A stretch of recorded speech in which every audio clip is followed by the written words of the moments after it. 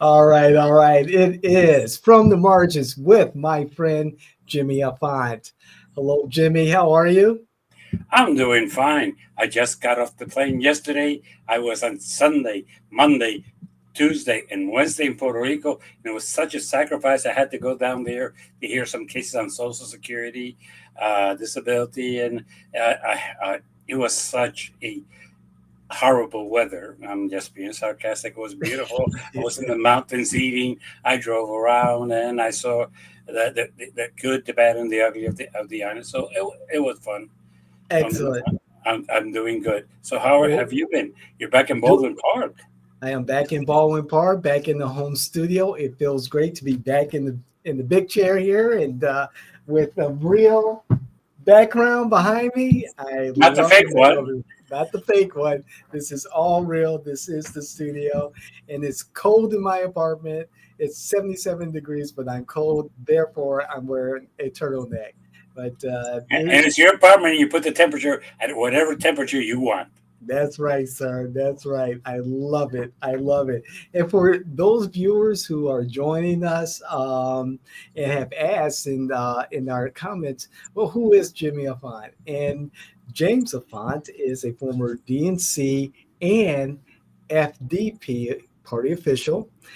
Also, he's a former candidate for office. I believe it was the Orange County Clerk of Courts, if Correct. I'm excellent. And of course, Jimmy is an attorney. So, for those of you who wanted to know a little bit about Jimmy, there you go. Thank you.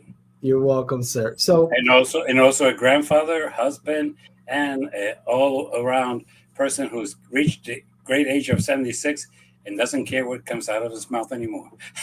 there you go. And I'm going to add that into future intros. And that's right. And that's what works for this show, Jimmy, because I've talked to people, you've talked to people about this platform that you have here. And there's one thing that's very consistent is that, people will say whether they agree with you or whether they don't agree with you, is that you're going to tell it as it is. And that is what is missing in a lot of our discourse because and I'm talking we as far as us politicals, sometimes we try to thread the needle a little bit too finely and try to be too careful and trying to get whatever message out. And this is what I appreciate and what you do for this platform and for the conversation in general. Look, I think the problem that we have in this country is two-parted. One is that the Democrats try to be politically correct. They try not to offend anybody. They're very cautious about if they don't want you to feel offended or not offended. At the same time, they want to be inclusive and this and that. Look, this is about how you feel, what's important to you, and the reality of life. Republicans are now, I call them the MAGAs, are I don't give a shit if I offend you. I'm going to say Right. whatever I want. And Okay. even if it's a lie or if it's the truth, I'm going to say it. It's like the other day, I heard one person say that all people who speak Spanish or Spanish descent are not Americans because they're not from here. And I had to say to them, Florida, we were here first. California, we were here first. New Mexico, we were here first. Texas, we were here first. Yep. Arizona, and I could keep going on. People stop thinking that you were here first. We were here first. Florida was purchased out.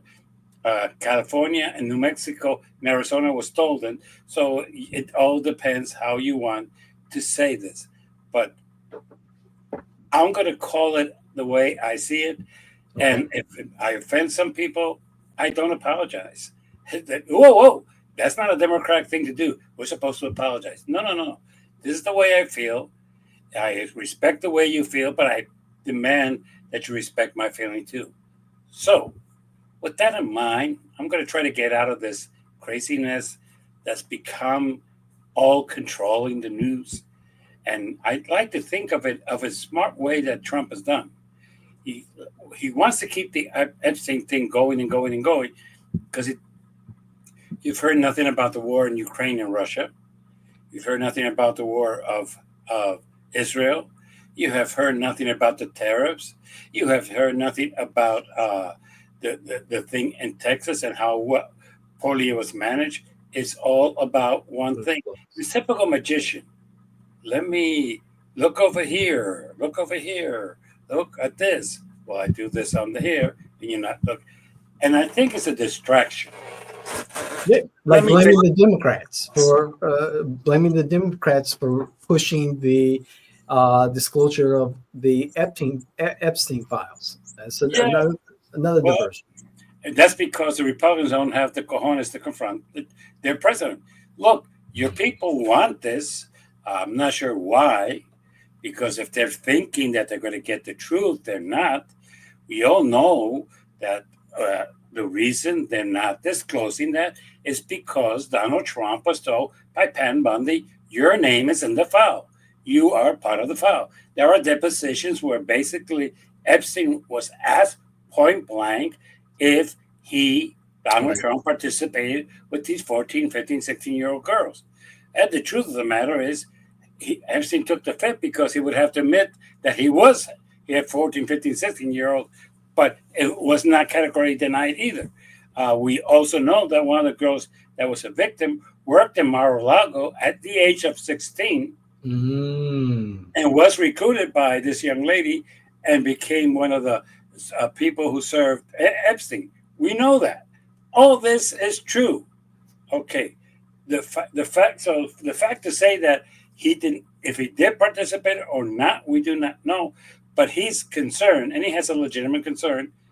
There was some innuendo and some very little proof about 3 or 4 girls who said that, which have said the same thing about Donald Trump, and it cost Prince Andrew everything. Yeah. So we have to understand that he is trying to hold this back. As a matter of fact, as an attorney, I'm offended.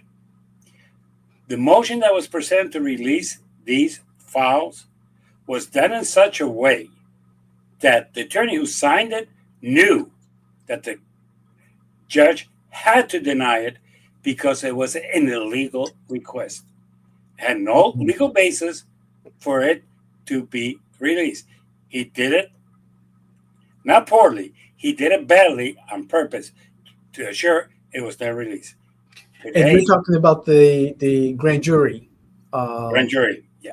Okay, grand jury testimony. Okay, Another fine. thing, Republicans, MAGAs, in a grand jury hearing, you present normally 1/10% of all your evidence, enough to indict. Okay, an indictment is that there's probable cause that this person did this. It's not a criminal charge. It is probable cause that this person did this.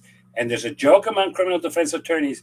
We say that any prosecutor with two cell brains can indict a sandwich, and that is true because you don't have to present much to a grand jury. As a matter of fact, sometimes there's testimony and sometimes there's not.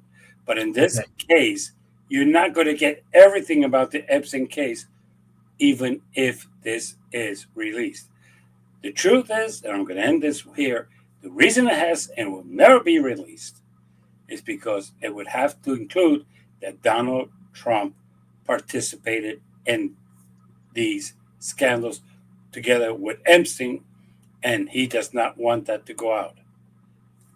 With that, let's go into what really matters. Okay.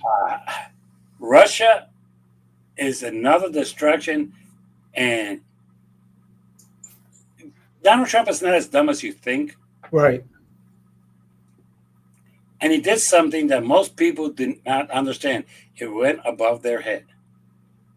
Give 50 days to Putin to come to the table. What did he think he was going to do with those 50 days?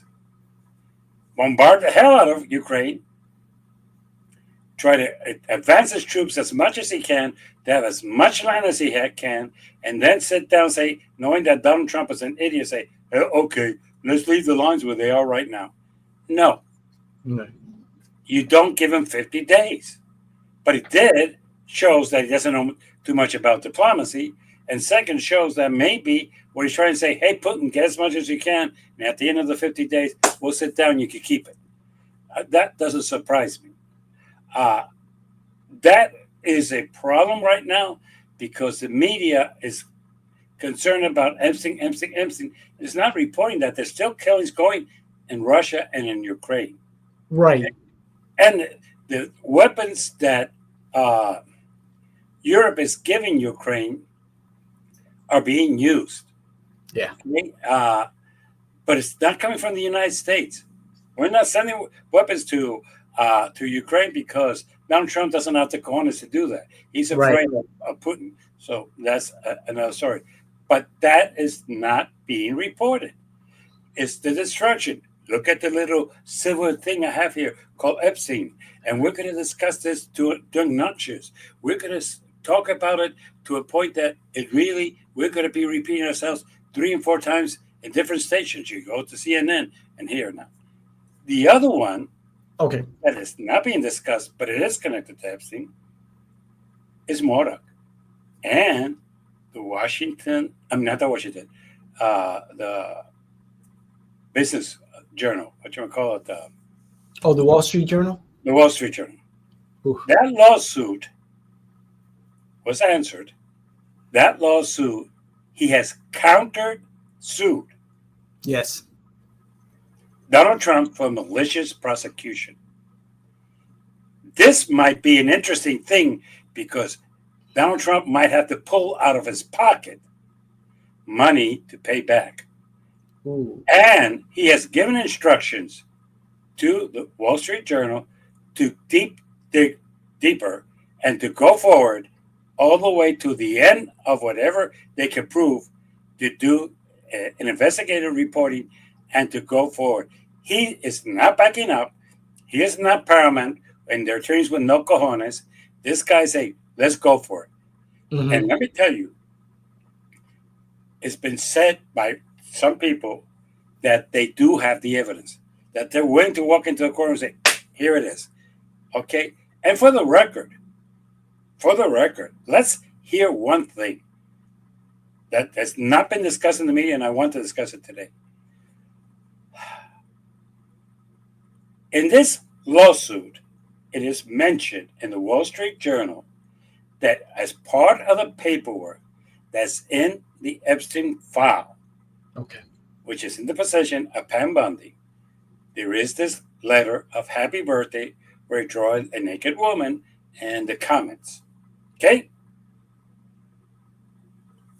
To this day, July 24th, 2025, day 14 since the day that the Wall Street Journal put this out, Okay.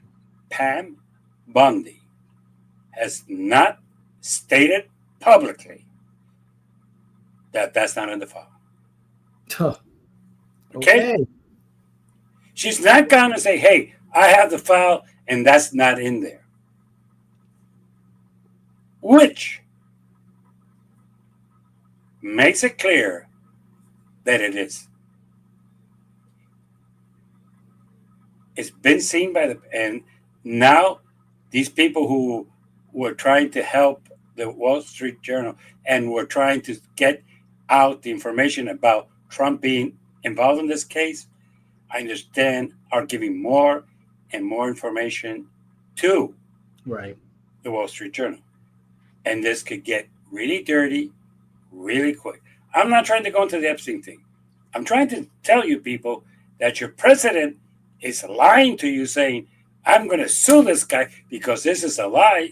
And Murdoch, who is an old businessman, who is an old person who owns newspapers all around the world. Okay, so this is not the only newspaper. He owns Fox News, for the record, the most biggest proponent of the president, the biggest pusher, the biggest ally of the president. And he has said that this is true. Look, idiots. The only reason they won't release Epstein is not Bill Clinton. It is also Donald J. Trump. Look, there's enough photos on the internet that you can see them two together, enjoying their company. They Right. lived next Right. door to each other. They were neighbors in Palm Beach, Mar-a-Lago, and where Epstein lived, where in a He's couple of been to Mar-a-Lago. yes. So it's really to this point that we need to understand that this is something that's coming down. Pay attention to that lawsuit because the Right. next thing the attorneys are going to do is say, "Oh, you want to sue us? I'm taking your deposition." And there's case law that says that a president who initiated a lawsuit is like any other person who initiates a lawsuit and has to provide a deposition. Right. And you will see Donald J.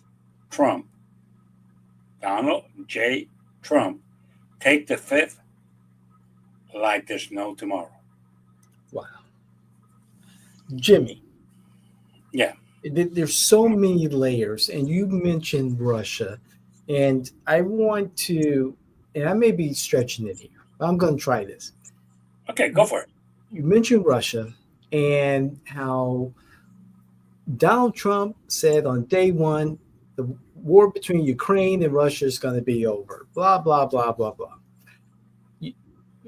Vladimir Putin has been given time and an opportunity to come to an agreement to end this war, at least a ceasefire. As the Epstein files situation builds more and more pressure on the president, all of a sudden we hear more about this Russia hoax, this organized attempt to prevent Donald Trump from becoming president by essentially, allegedly, naming him as a Russian asset or a Russian puppet, as Hillary Clinton spoke to during one of their debates in 2016. It appears that he's shifting the conversation away from him onto former President Barack Obama now and Hillary Clinton and their intelligence operatives and directors. Is this another effort by the Trump administration to deflect, and perhaps make it such a big deal that we're dragging former presidents and former secretaries of state into court where everyone's going to be sitting waiting for their turn to give a deposition? What's your thoughts on that? Well, it's a 2 point. And one of them, I don't think that most people have realized. Who was the one person that was in the doghouse major league with Donald Trump from his cabinet? That was Comey. No. Current cabinet. Current cabinet. Let's see. The one person I can think of is former Representative Michael Waltz, who now is who is trying to be confirmed as the UN ambassador. He did have Signalgate. Pete Sackfest is allegedly on thin ice. Tulsi Gabbard is allegedly. You got it. And Okay. who is the person who's spreading the thing about Obama? By the way, it is her. Is there any other member of the cabinet doing this? No. The director of national Is it security? even coming out of Donald Trump's mouth? No. That's She true. is trying to ingratiate herself. Say, hey, let me help out the president come out with this bullshit because it's bullshit, because it's nothing new. It's nothing Right. new. Okay, it's the same bullshit that's been there for some time. So she's coming up with this and saying, look at this. They lied about this 8 years ago, basically, and Right. now we're going to continue this. And that was a lie. I don't have a proof that it was a lie. Right. For the record, I don't have any proof. I'm just going to come here and talk bullshit in front of the microphones and tell you how bad this is. Okay?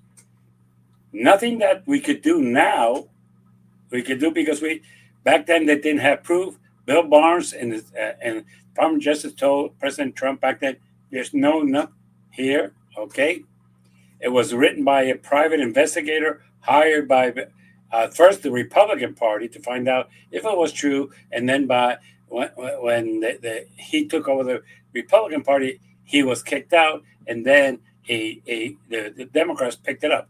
It is a fact. That is a fact. Okay. The truth of the matter is that Obama didn't have anything to do with it. Did Hillary Clinton campaign? Yes. Some of her staff did. I'm not going to say no. But at this point, why does she keep bringing it up? Especially right now that it's quite clear that Putin has told the president, and since he got elected into president, go fuck yourself. I'm not going to sit down.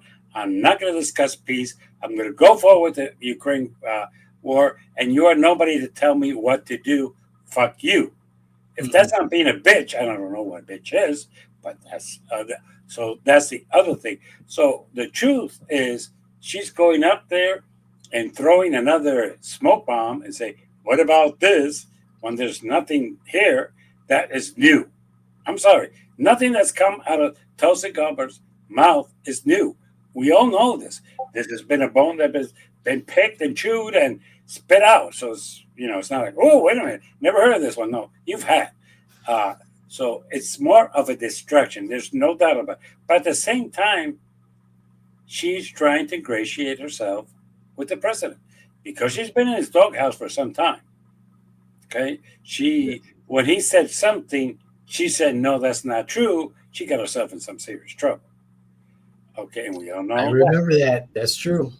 So if you're going to say, is this something? Was this approved by Trump? Knowing Tulsi, I'm not sure. She's so crazy she could have done this on her own.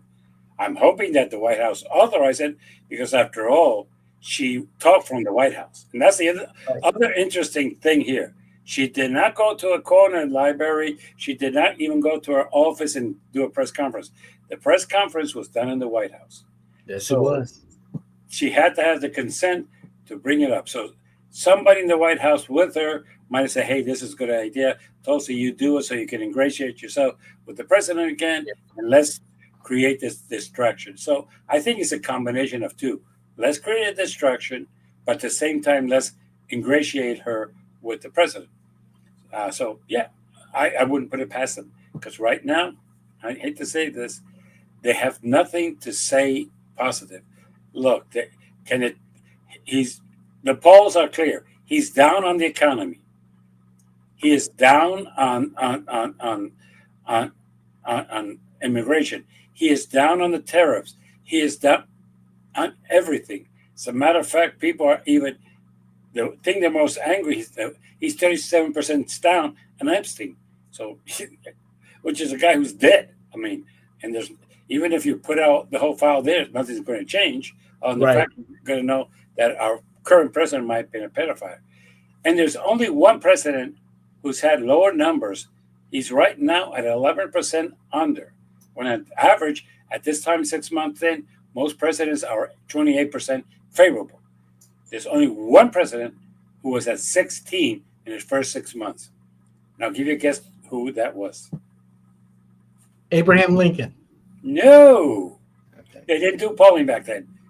Okay. Fairness, he might have, but they didn't do polling. Okay.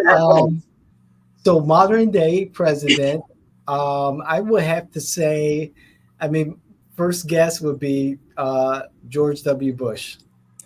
Nope. More recent. Wow. Okay. Last chance. Oh boy, I would have to say Richard Nixon. No. Donald J. Trump in his first term. He was 16 under. We forget that he had a first term at that time. That's right. We forget he was unpopular back then too. But that's right. We have a short memory. Yes. We have a short-term memory problem in the United States. He fucked up the economy back then, but he's going to do it the second time around. He's going to do it well. Well, in the economy, he's something like 21 points below. Why? Because at the end of the day, everything is more expensive. Everything is worse. Look, Magas, let's forget about Epstein. Let's go into Dollar Tree. The sunglasses and the glasses are now $1.50. Mm, Uh, Everything that has to do with art is $1.75. Everything that's aluminum is $1.75. yeah, Floral arrangements are $1.50. Why? Because they come from the Republic of China. that's Where do you right. think this came from? A factory down the road? No. Oh, wait a minute. One exception, and before somebody writes and says something that is true, the Okay, aluminum comes from Canada, Canada. who with us we've been fucking with the tariffs. So let's this. That's why everything is more expensive. The economy Mhm. is more expensive, not because of anything else, but self-inflicted. Magas, you are paying more money because your president is charging more money for products to enter this country. So guess who pays that? It's not China. It's not Canada. It is us. The We consumer. pay this, the consumers. So if you feel that the economy is bad and everything is more expensive, don't go too far. You have one person to talk to, Donald J. Trump and his taco business. Oh, and for those of you who don't know what I Okay. mean by taco business is everybody says that um, Trump always chickens out, which Yeah. basically he puts them in for short periods of time because if you put it too long, you really gonna it's gonna hit you real quick and everything. But at this point, everything's more expensive because of the tariffs. That is something that's not being discussed. Why? Because all we talk about is everything. So S- yes. Speaking about Trump and the economy, just before we started recording, Trump visited the Federal Reserve Building, which is going through a $2 billion facelift. And right there next to him was Chairman Powell of the Federal Reserve. And I was just like, whoa, wait a second, let's hear what this is all about. Because Chairman Powell was appointed by Donald Trump. That was his pick. And now, if you listen to Trump, he's called Chairman Powell out of his name, has called him a coward, I allegedly called him a coward, some other things. And to see the two of them, talking and Trump talking about, the economy is this and that, and hoping that the Federal Reserve Board will decide to lower rates to help America, one, pay its own debt at a lesser interest rate, and also to spur the economy. So that was very strange to see the two of them at the building that's being renovated, and it's nothing but a construction site. What's your thoughts on the whole thing with William Powell, the Fed chair, and Trump? You know, just putting public pressure on the Federal Reserve to lower rates to help the Trump economy. Well, it's typical Trump. It's not my fault. It's somebody else's fault. He assumes that if they reduce the interest rate, that will benefit everybody. Well, it may not. Okay. It will help you if you're making loans, which are businesses. It will Yeah, help you if you're buying a house, but that doesn't guarantee that if you have it at 6.5, just making up a number, it's never been 6.5, but 6.5, and now it goes to 3 1/4, you're going to be able to refinance at 3 1/4. right, You may not. It's going to depend on your credit, with all due respect. Uh, the same thing when he tells you that he wants to reduce the debt. Well, if last year we took $1 trillion on debt and the interest at that time was 4.5, that's the interest on that debt. It right, does not go down because now the federals reduced the interest rate. It doesn't. So right. that shows you how little he knows about economy. But Donald Trump is trying to blame them for the bad economy. The person he should be blaming is called Peter Navarro and his idiots who are imposing the tariffs. The Okay. tariffs are what we are paying for right now. It's what really has the That's true. economy in the tank. And basically, reducing, I'm not going to say that as a semi economist uh, dabbles into this. I'm not going to say it's not going to help the economy. It would, but it's not going to solve the problem. That's what I'm trying to get to. Mhm. This is not going to solve your problem. Look, do you do interest? Do you do loans all the time? No. Look, you go and buy a car, and I'm going to give you the ones that you do commonly. Okay, you walk in, they do a credit report on you, and here comes Bank of America and says, "Okay, yeah, we could do this at 8.5%." And you're going, "Why 8.5%?" On TV, they say 2.9. Well, Mr. Washington, your credit's not as good for you to qualify for 2.9. Has that ever happened to any of you? Yes, and that is the reality. So if you're thinking that if the Feds reduce the interest rates, it's going to be better for you, that's not exactly true. Mhm. Okay, your interest on a loan for a car, okay, and even for a house, is dependent on your credit. As a So, matter of fact, I'm going to go a step further, teach you all a little trick that most people don't know. Never give a car and trade in. Never give a car and trade in. They could tell you they give you $3,000 for it. Bullshit. Sell it for 2,000. Get another 2,000 and walk in and say, "I have 4,000 to give down." That will reduce your rate. Uh, that's good to know. that will reduce your rate. The same with a house. Oh, the minimum is so, and that's what I'm buying, and I still have $30,000 in the bank. Take an extra 10 out of the bank, put it down. That will reduce your interest rate. These are the things that people do not know. But if Powell tomorrow was to reduce the interest rate, it will not affect you personally. He's full of shit. Mm, Would it wow. help the economy? Yes. Okay. Okay. It will help. For example, uh, let's say GM needs to buy some products. It needs to some real credit with Chase, and they have an AAA. Yeah, it will help you.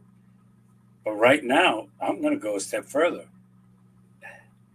When people say reducing it will help the U.S. and he says and help us with our debt, does anybody know the credit rating of the United States currently? Oh boy. It has been downgraded. I I think it is at I don't know. I don't know. Time It's to not that great. So when people think, well, if he reduces it, this will help the United States with its debt, not really.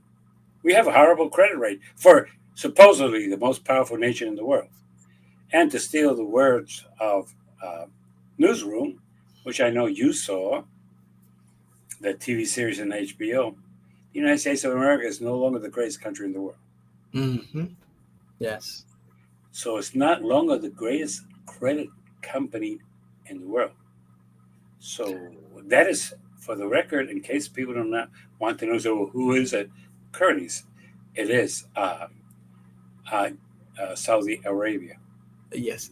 And to clarify, yes, Moody's did recently downgrade the U.S. credit rating from AAA to AA1, and that's capital A, small letter A, one. And they did this because they cited increased government spending and reduced revenue due to the tax cuts.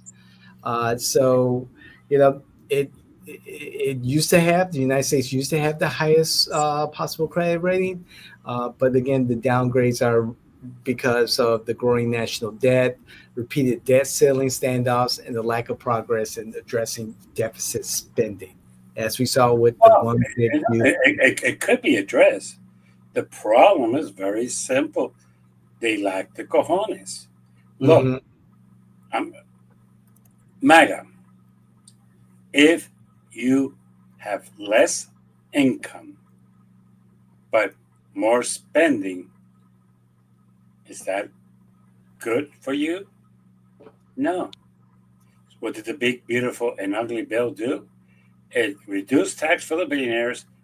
It reduced for the middle class something like 8 to 10%, and it went out, cut Medicare, cut food stamps, cut other programs, increased the budget of uh, the Pentagon, defense, not exactly in what to spend it. It just gave it a bunch of money, and it gave a bunch of money for the border security and other things that they want to spend on. Mhm. They are spending more with less income. Simple math. You don't have to be a a person who went to Harvard. No, no, no. I have reduced my income by 25%, and I have decided to spend 30% more. That creates deficit. Yep. And the reason Moody went down on us and said, hey, idiots, you're cutting your income on purpose, but you're increasing your spending. That's a disaster. That is deficit. As a matter of fact, MAGA people, wake up. Do you know who has created more deficit since 1990? Oh, Republicans. that's true. Do you know who the last person who balanced the budget was? Bill Clinton. A Democrat. Mhm. So when you call us cutting spending and that all we do is spend money and all we do is eat little kids and stuff like that, stop believing the bullshit. Last time there was a balanced budget, it was a Democrat. The person after that, Bush, and created a deficit that to this day we're still paying. Basically, Obama, because he couldn't control both of the House and the Senate, there really was not even a budget. They were all continual spending resolutions. So basically, a deficit was stagnated not because of anything else, that because the Republicans wouldn't give him money to buy a lollipop. So that was it. Under Trump, let's stop pretending. Yes, it was the money for the pandemic. You have an excuse, but it's still a deficit. Now I would accept that Biden did the same. Okay, Yes, he. I'm not going to say here as a Democrat that no, he did the same. So between that, yes. And right now, the biggest creation of deficits since Bush has just been signed into law. So, with all due respect, Moody is not anti-Trump. Moody is not the Democratic group. Moody, as a matter of fact, is a very Republican group, and they had to say the truth about everything. And I'm going to give you a word of advice. MAGA, stop listening to Fox because Fox is about to tell you certain truth about Trump that you don't want to hear. Yeah. Yeah. Because they Trump pissed off the owner.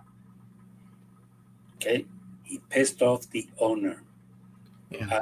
There was a scene in Two and a Half Men where Rose comes and says how after Charlie was unfaithful to her, the next day they were in the metro in Paris, and somehow he slipped and fell in front of an upcoming train, and somebody in the background said, "Don't ever piss off a crazy person. You don't piss off a crazy person like Marla. You are paying for it." He's told them to tone it down with the support on Trump. And guess what? He owns the station. And if they don't, Murdoch does. Yes. there's the door. That's So, right. That's right. so what else do you think is going under the radar? Well, we just recently in the great state of Minnesota, in the great city of Minneapolis, we have for the first time in 25 years, and let me make sure I get this right because it's definitely a mouthful, the Minnesota Democratic Farmer Labor Party endorsing state senator from District 62, if I remember, Omar Fateh, who is a Democratic socialist for mayor of Minneapolis. And this is coming after a liberal, well, a progressive, Jacob Fry, the incumbent, who ran to the far left in 40 years ago for mayor of Minneapolis. So the Democratic Party, by way of the Minnesota Democratic Farmer Labor Party in Minnesota, is endorsing a very, very liberal, progressive candidate, young guy, I believe 35 years old, for mayor of Minneapolis over a very progressive incumbent. I think this is really phenomenal. And one of the reasons that he's given this support, Senator Fateh, is because um, there is his platform, Healthcare for All, support for the Minnesota New Green Deal, or the Green New Deal, progressive taxation, transportation justice, and high quality education for all. Sounds a lot like the guy out of New York who's running for mayor. What's your thoughts on that? Well, I've been saying this, and the Democrats don't listen to me. Look, the mayor of Minneapolis made a lot of promises, and Mm-hmm. which then he was either unable to deliver or he just joined the establishment, and now he's perceived as part of the establishment. I don't know if he should be felt that way, but basically, I think the Democrat Party is going through the what I would call the Republican MAGA revolution. We don't trust you, good old boys. We want you out of here. You have been fucking us. You have been doing nothing good for us. You are, as a matter of fact, when I was in Puerto Rico, there was a sign that literally reads as follows: the red and the blue have fucked us for the last 50 years. Get rid of them. Wow. Wow. And I read that and I was quite like, wow. See, the problem is, I think that as Democrats, we don't see that there's a part of our party. Look, it happened in New York, okay? We try to pretend that, you know, Bernie has a great following in this party.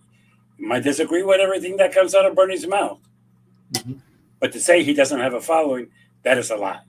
Okay, there's a lot of people here, but but there's people like me who think, look, we need to get rid of the establishment. We cannot keep with Chuck Schumer. We cannot keep with Jeffries. We cannot keep with Pelosi. We cannot keep with the Comos.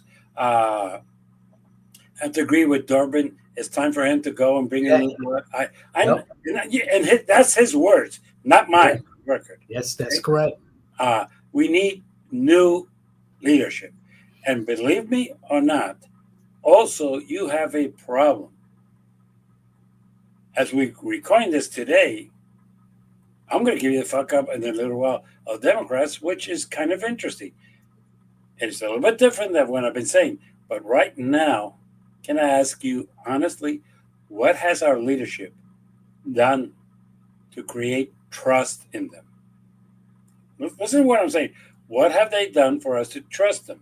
Because they have left us down, left and right. Look, it's known in New York that it was the reverse. Cuomo got every endorsement from every union. Yeah. We got the endorsement from an idiot congressman in South Carolina, and I say idiot because he has no business in New York. Okay, at Yeah. least the Right. Minnesota farm party is from Minnesota, so at least they're from that state, and I can live with that. There might be four people who belong to that party, but that's fine because we don't know how many people belong to that party. But this is the truth. There is a revolution in our party, and it's two parts. Those who abandon it and going independent, which there's a lot of those, Yes, and that's true. those are saying, fuck it, we're getting rid of the establishment. Fuck it, we're getting rid of the old crazy people that are going nowhere with us. Stop this. We're going to stop these people who have been stealing our leadership.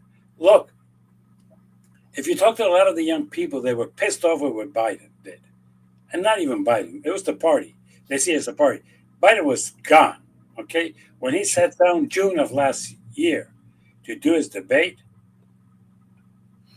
there was not one Democrat who say, that man really sounds that he has his act together. That man is talking coherent. That man has a real good plan. That man is talking in a way that inspires. No.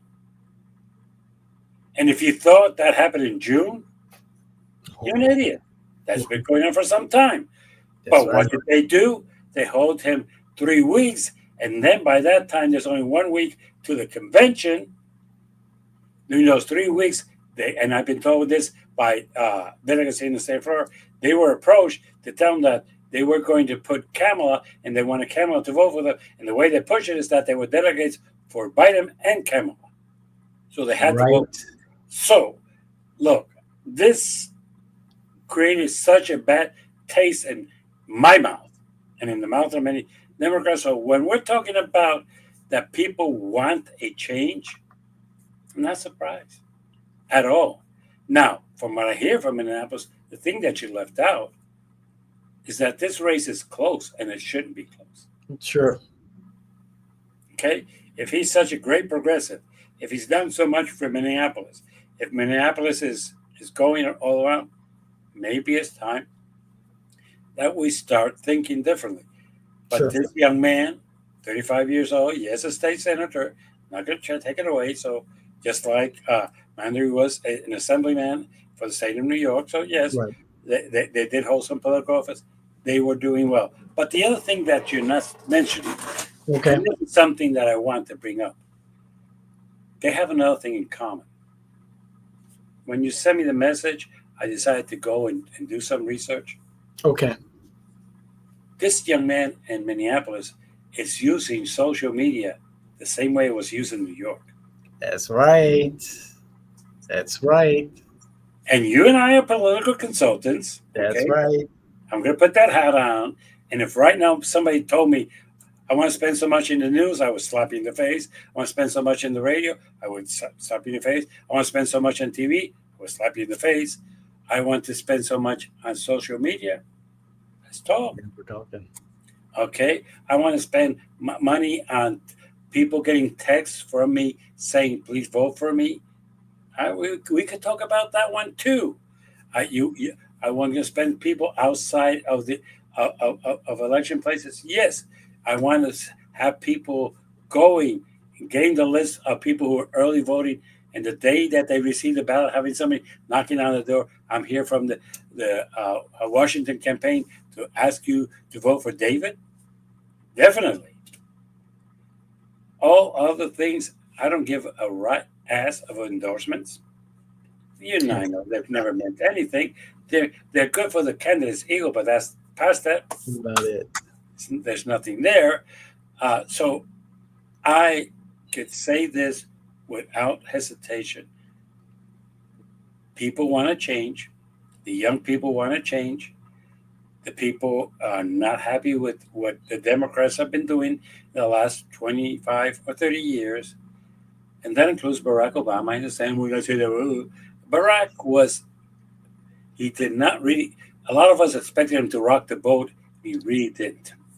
Right. What Trump is doing now, we expected Obama to do it when he was president, and he And, balked. and He balked. he balked. So, and when people want to tell me which is the correct thing, so at this point, I'm not surprised. And I'm going to say this: David Hogg, and I've heard what he's doing. He's going to be challenging other establishment people. Yeah. Get ready, because right now, the Democratic Party's only purpose right now is to prove Albert Einstein was correct. Insanity. Repeating the same act, expecting a different result. With all due respect, we can win big the House. Senate, It's gonna be a tough one. yes, but we can win the House. And if we win the House, you could do everything. By the way, There was a scene in the West Wing in which they tell him, Mr. President, the Republicans control the House and the Senate.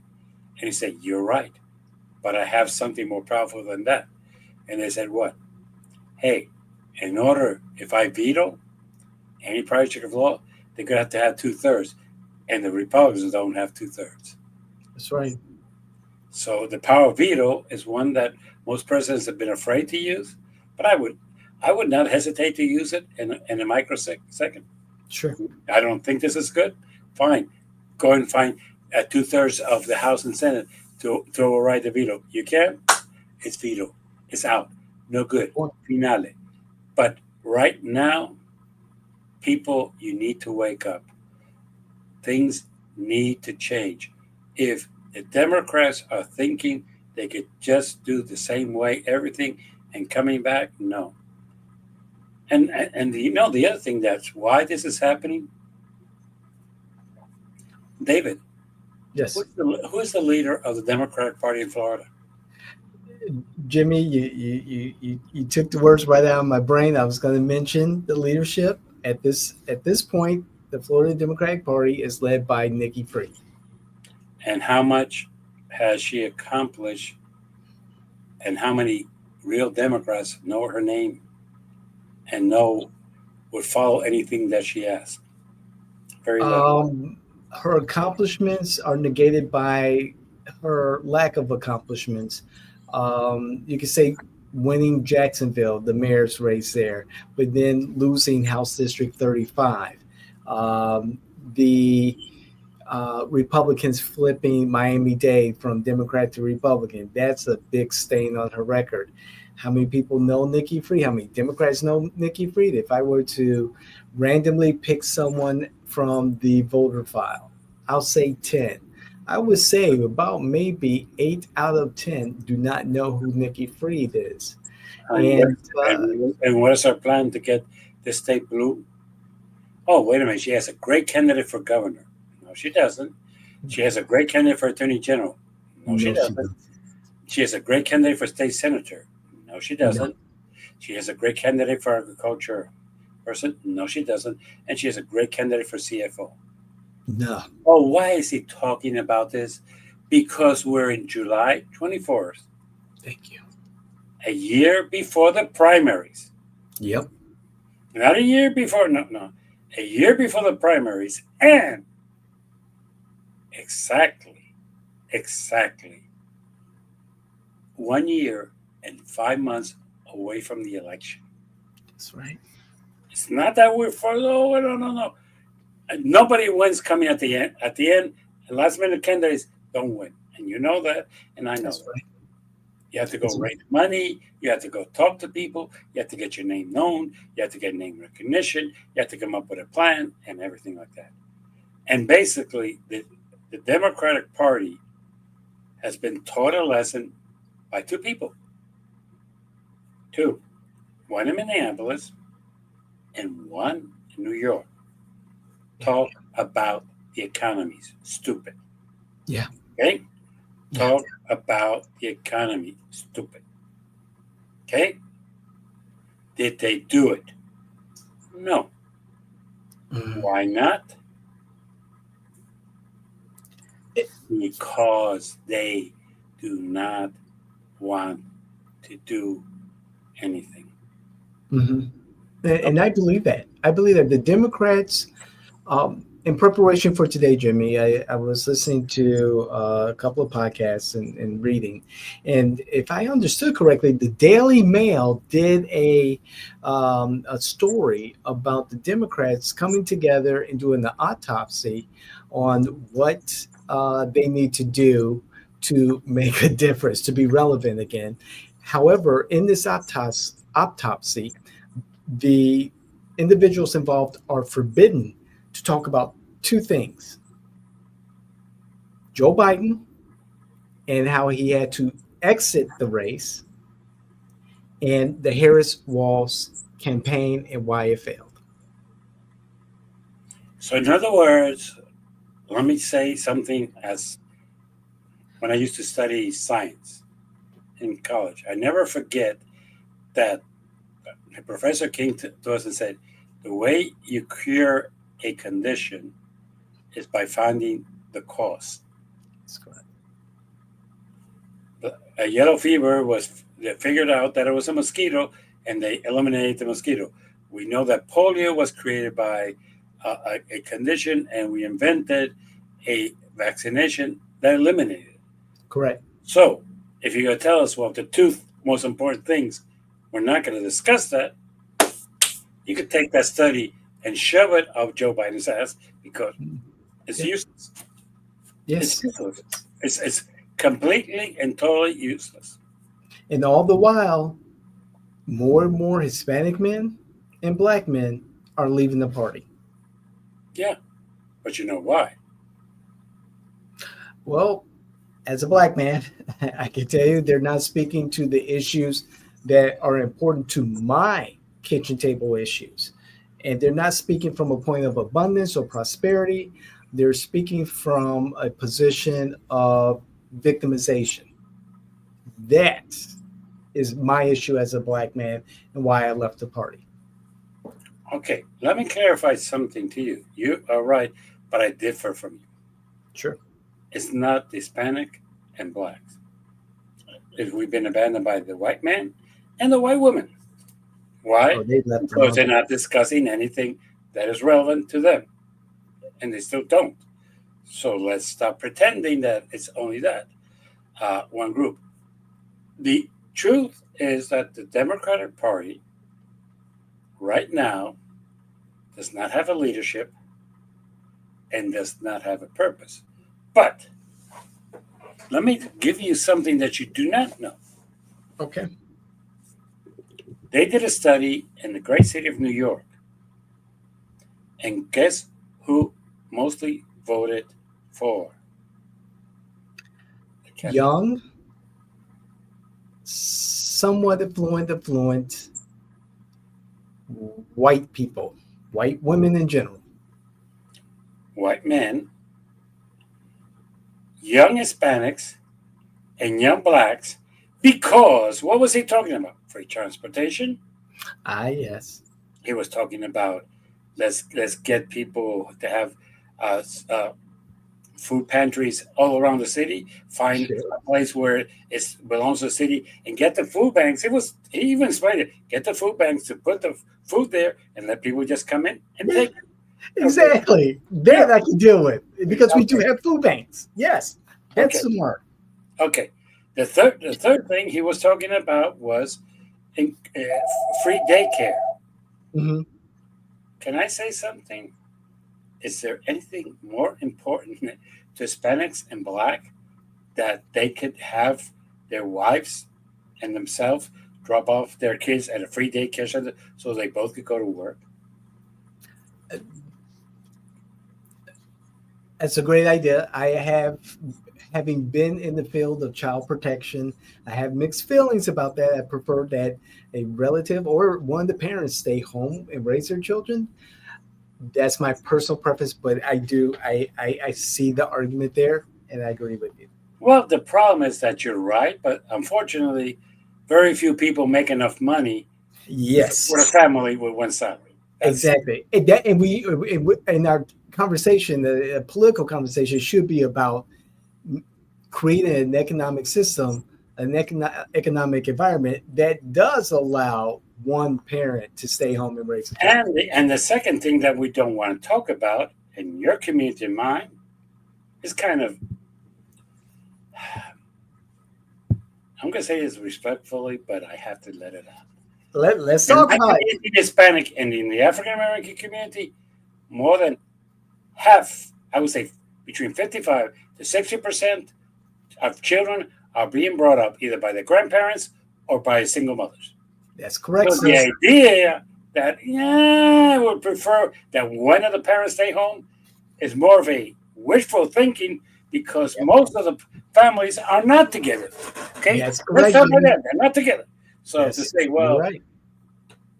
Here's a daycare center for a single mom. Here's a daycare center for a grandparent who really needs to work because even though they're in their 60s, what they get from Social Security is not enough to support this kid that they're raising. And let me tell you, in the Hispanic, in the African American community, that is becoming more and more Yeah. frequent. And at the Yes, yes. same time, as somebody who did dependency in his past legal history, Yeah, there's a lot of abuse that comes from home. that's true. That's true. Hey, you and I have seen it. You are correct, Jimmy. You are correct. So, I would just like to see in the Black community, in the Hispanic community, uh, opportunities that are afforded in more affluent white communities, the ability to stay home, one of the parents, and create the environment, create the but the only way that's going to work, David, is if they stay together. The amount of Hispanics and African American single moms is astronomical. It is yes, more in some places. It's over 60%, yes. and you can't say let's stay home if they're not together.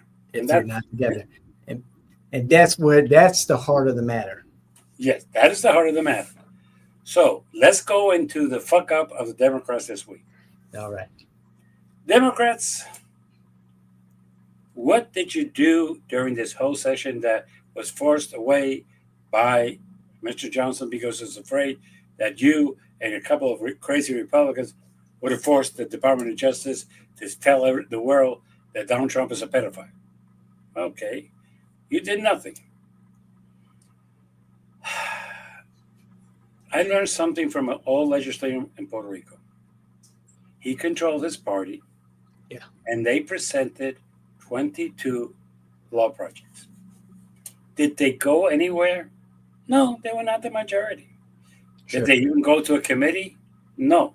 But every week, he would stand in front of the house there in the capital in Puerto Rico and present beautiful legislation. He would explain it to the press.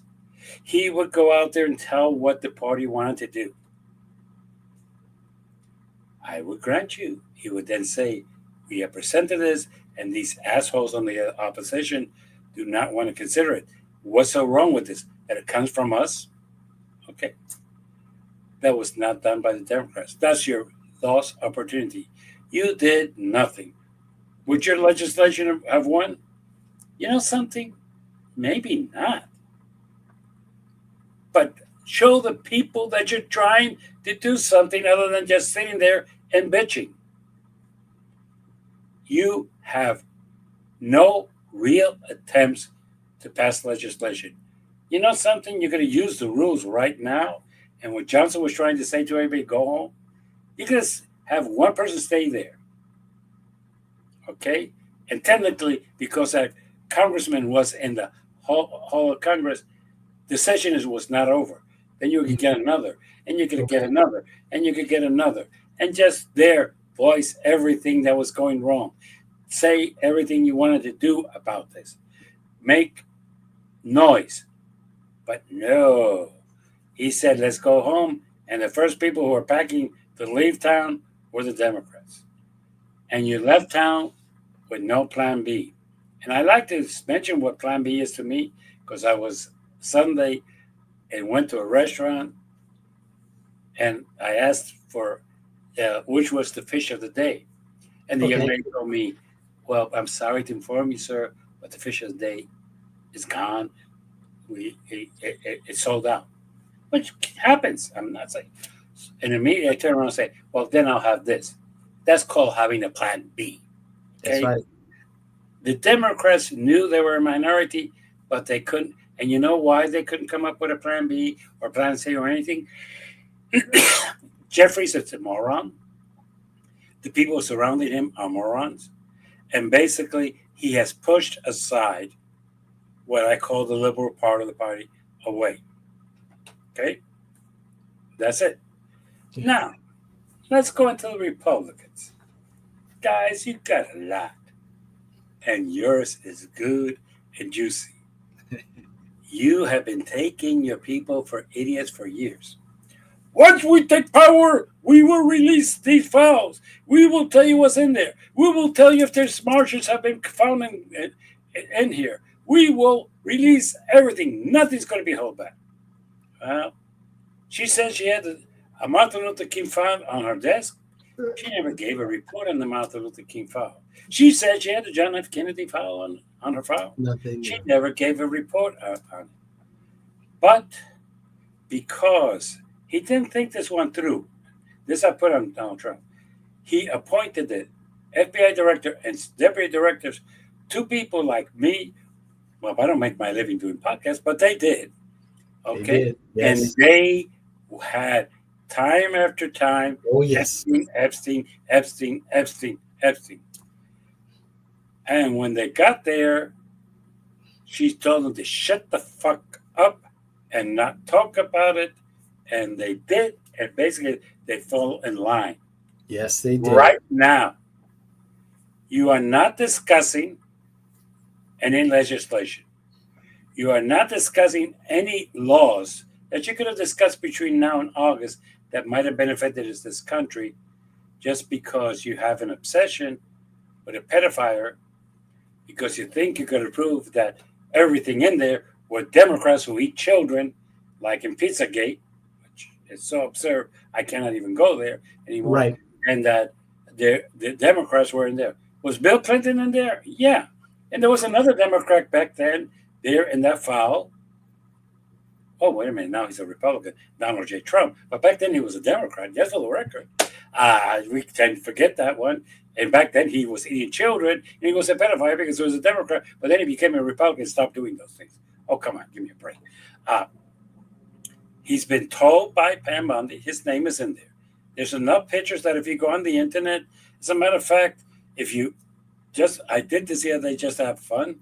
I went to YouTube and put Epstein, and everything that came up was about the relationship between Epstein and Donald J. Trump. Everything. Okay? So, and then they're stupid enough that they send a deputy attorney general to talk to the woman who, according to everybody, is a liar. It was the person who set up the kids for Epstein, who is in jail for assisting in pedophilia, who is in jail because of 3 counts of perjury. Not 1, not 2, 3 counts of perjury. And what they're trying to offer is that, hey, we'll let you out if you tell the world that Donald J. Trump had nothing to do with this pedophile and that was not involved in this. That's what they just offered her today. And you think that your people are stupid. Maybe they are. Because that one was too damn obvious. You never talk to a convicted criminal who's appealing a decision, and you never send the second in command to talk to her. You don't take a deposition of a person who's going to have to say, take the fifth, because every question you're going to talk about was in Epstein files. If you even admit that you know about them, wouldn't auto-incriminate yourself. So your attorney's going to take the fifth. You're doing this for show and tell your people. People, the Republican Party has no intention to release the Epstein file to you. If there's anybody who has an interest in keeping this Epstein file secret, it's Donald J. Trump. With that, people, subscribe, comment, good, bad, and different. You can also dislike. You can talk to your friends and say, hey, there's a crazy guy there with a podcast who doesn't hold back anything. You might want to listen to it. And last but not least, hey, you can always make a comment saying that you even don't like the program. I would appreciate that. So with that in mind, I will see you next week. And have fun and stay out of trouble. And remember, your problem is not your federal employees. It's a corrupt House of Representatives and a corrupt U.S. Senate. Take care. Take care, Jimmy. This is From the Margins with Jimmy Afine. See you later. See you later. Okay.